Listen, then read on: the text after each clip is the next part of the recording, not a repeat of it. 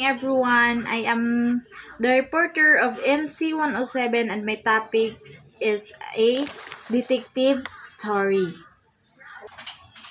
So, in a detective story, what is all about detective story? It is a type of popular literature in which a crime is introduced and investigated and the culprit is revealed.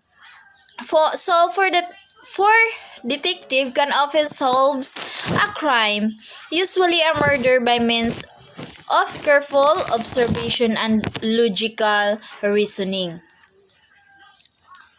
There are basic elements of a detective story. First, a detective who is examine a crime. A detective, if you want them to investigate the crime or to solve the crime, you spend time thinking about their personality, motivation, their background, strengths, and their weaknesses. You'll want your detective to be unique among the other detective out there. Next is a crime. A deliberate act that causes physical or psychological harm, damage to or loss of property and is against the law. In a crime, a dead body is a very common crime in detective fiction, but there are plenty of other options from robberies to disappearances. Next is suspect, a person thought to be guilty of a crime or offense. In a suspect, it is a vital part of your detective story because they serve as red herrings or distractions. But if your story doesn't have any suspect, you'll have to find creative way to keep the case from going cold. Next is an antagonist. The antagonist is the true culprit for the story's crime or crimes. In antagonist, every good detective story and every good story in general has an antagonist or the person whose goals are in direct conflict with the antagonist. Example, the antagonist of your story could be a police officer who wants to solve the crime first, or someone who knows the identity of the culprit and is trying to cover it up. Next is a setting. It is very important part of any detective story because the action in most detective stories takes place in the streets of its location. Therefore, the stories are inextricably linked to the time and place they are set in are memorable because of those details.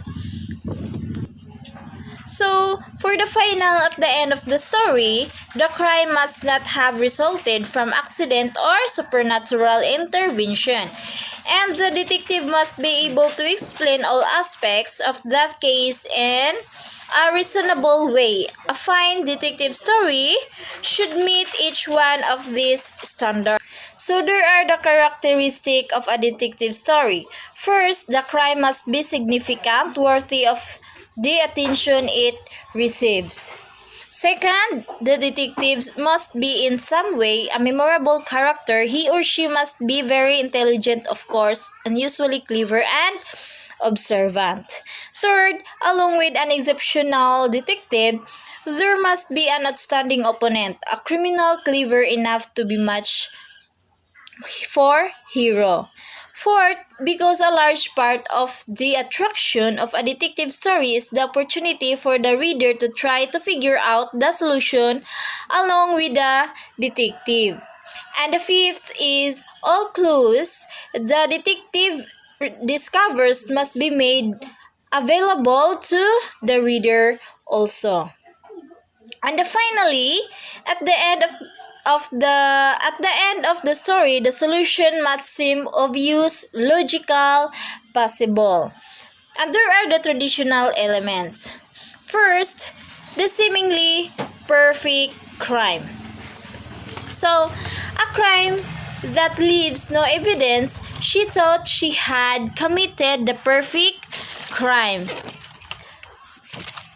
Number 2, the wrong accused suspect at whom circumstantial evidence points. Sometimes, in crime, a detective accuses directly even if they have no evidence to that suspect.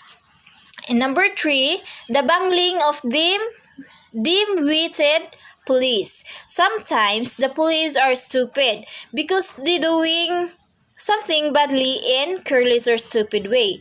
And the 4th is the greater powers of observation and superior mind of the detective. So the good detective are calm, friendly, and observant. And it should be also have good decision making and deduction skills. And the last is the startling and unexpected denouement in which the detective story frequently operate on the principle that superficially convincing evidence is ultimately irrelevant. So that is all about the detective story of MC107. That's all my report, and thank you.